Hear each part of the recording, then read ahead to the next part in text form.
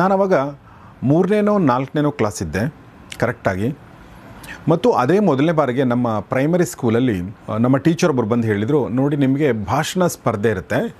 ಭಾಷಣ ಸ್ಪರ್ಧೆ ಅಂದರೆ ನಿಮಗೊಂದು ವಿಷಯ ಕೊಡ್ತಾರೆ, ನೀವು ಅದರ ಪರ ಮತ್ತು ವಿರೋಧ ಎರಡನ್ನೂ ಆಯ್ಕೆ ಮಾಡ್ಕೊಳ್ಬೋದು, ಆಮೇಲೆ ನೀವು ಭಾಷಣ ಮಾಡಬೇಕಾಗುತ್ತೆ ಅಂತ ಹೇಳಿದರು. ಮೊದಲನೇ ಟಾಪಿಕ್ ಏನು ಕೊಟ್ಟರು ಅಂತಂದರೆ ಖಡ್ಗ ಮತ್ತು ಪೆನ್ನು ಅಂತ ಕೊಟ್ಟರು. ನಾನು ಖಡ್ಗ ಅಂತ ತೊಗೊಂಡೆ. ನಾನು ಮನೆಗೆ ಬಂದು ನಮ್ಮ ತಂದೆಗೆ ಹೇಳಿದೆ, ನಾನು ಈ ಥರ ನಾನು ಖಡ್ಗ ತೊಗೊಂಡಿದ್ದೀನಿ ಅಂತ. ಖಡ್ಗ ಯಾಕೆ ತೊಗೊಂಡಿದ್ದೆ, ಪೆನ್ ತೊಗೋಬೇಕಾಗಿತ್ತು ನೀನು ಅಂತಂದರು. ಆಯಿತು ಅಂಥೇಳಿ ಅವ್ರು ಏನು ಮಾಡಿದರು, ಒಂದಷ್ಟು ಪಾಯಿಂಟ್ಸ್ ಕೊಟ್ಟರು ನನಗೆ. ನಾನು ಅದನ್ನು ಕೂತ್ಕೊಂಡು ಬಾಯ್ಪಾಟೆಲ್ಲ ಮಾಡಿದೆ. ಅದೇ ಮೊದಲನೇ ಬಾರಿಗೆ 4ನೇ ಕ್ಲಾಸ್ನ ಹುಡುಗ ಸ್ಟೇಜ್ ಮೇಲೆ ಹೋಗೋಕ್ಕೆ ರೆಡಿ ಆಗಿದ್ದೀನಿ ನಾನು, ಓಕೆನಾ. ಸೊ ಏನಾಯಿತು, ಅವತ್ತಿನ ದಿನ ಒಂದಿನ ಅದು ಶನಿವಾರನೋ ಏನೋ, ಸಂಜೆ 4 ಗಂಟೆಗೆ ನೀವು ಬಂದು ಮಾತಾಡಬೇಕು ಅಂತ ನಮ್ಮ ಟೀಚರ್ಸ್ ಎಲ್ಲ ಹೇಳಿದರು. 3:30 ಹಾಗೆ ಅಷ್ಟೊತ್ತಿಗೆ ನನಗೆ ಭಯ ಶುರು ಆಯಿತು. ನಾನು ಹೆಂಗಪ್ಪ ಇದು ಏನು ಮಾತಾಡೋದು, ಹೆಂಗೆ ಇದು ಅಂಥೇಳಿ ನನಗೆ ಸಿಕ್ಕಾಪಟ್ಟೆ ಭಯ ಆಯಿತು. ಕರೆಕ್ಟಾಗಿ ನಾನು 4 ಗಂಟೆಗೆ 10 ನಿಮಿಷ ಇರಬೇಕಾದ್ರೆ ಅಲ್ಲಿಂದ ಜಂಪ್ ಮಾಡಿ ನಾನು ಮನೆಗೆ ಓಡೋಗ್ಬಿಟ್ಟೆ. ಸೊ ಅದು ನನ್ನ ಮೊದಲ ಭಾಷಣ ಸ್ಪರ್ಧೆಯ ರಿಸಲ್ಟ್ ಏನಾಗಿರುತ್ತೆ ನಿಮ್ಗೆ ಗೊತ್ತು. ಆಮೇಲೆ ನೆಕ್ಸ್ಟ್ ವೀಕ್ ಮತ್ತೆ ಒಂದು ಸ್ಪರ್ಧೆ ಇತ್ತು, ಅದೇ ಕಬ್ಬಿಣ ಮತ್ತು ಬಂಗಾರ ಅಂತ. ಅಲ್ಲಿನ ಕಬ್ಬಿಣ ಅಂತ ತೊಗೊಂಡೆ.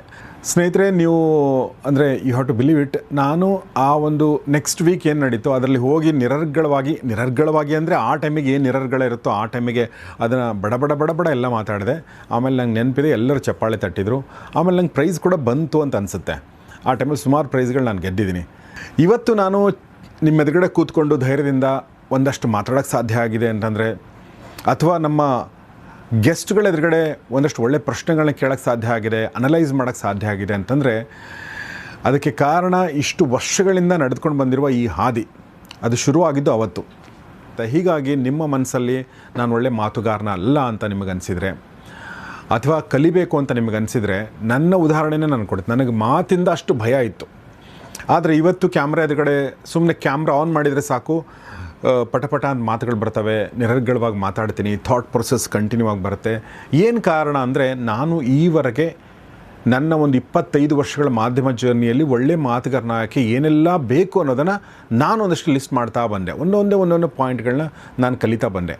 ಆ ಪಾಯಿಂಟ್ಗಳನ್ನ ಅಂದರೆ ಪ್ರಾಕ್ಟಿಕಲ್ ಆಗಿ ನಾನು ತಪ್ಪು ಮಾಡಿ ಸರಿ ಮಾಡಿ ಕಲಿತಿರುವಂಥ ಪಾಠಗಳು, ಆ ಪಾಠಗಳ ಪಟ್ಟಿ ಮಾಡಿ ನಾನು 1 ದಿನದ ವರ್ಕ್ಶಾಪನ್ನು ಮಾಡ್ತಾಯಿದ್ದೀನಿ. ಸೊ ನಿಮಗದು ಗೊತ್ತಿದೆ, ಮಾರ್ಚ್ 8ನೇ ತಾರೀಕಿಗಿದೆ, ಬೆಂಗಳೂರಿನ ಜಯನಗರದ ವಿವೇಕ ಭವನದಲ್ಲಿದೆ. ಬೆಳಗ್ಗೆ 10 ಗಂಟೆಯಿಂದ ಸಂಜೆ 5 ಗಂಟೆ ತನಕ ಇರುತ್ತೆ. ಅಡ್ಮಿಷನ್ಸ್ ಆಲ್ರೆಡಿ ತುಂಬ ಜನ ಮಾಡ್ಕೊಂಡಿದ್ದಾರೆ. ನಿಮಗೂ ಆಸಕ್ತಿ ಇದ್ದರೆ ದಯವಿಟ್ಟು ಬನ್ನಿ. ಪ್ರಾಕ್ಟಿಕಲ್ ಆಗಿರುವಂಥ ಪಾಠಗಳನ್ನ ಕಲಿಬೋದು ಮತ್ತು ಒಳ್ಳೆಯ ಮಾತುಗಾರರಾಗ್ಬೋದು.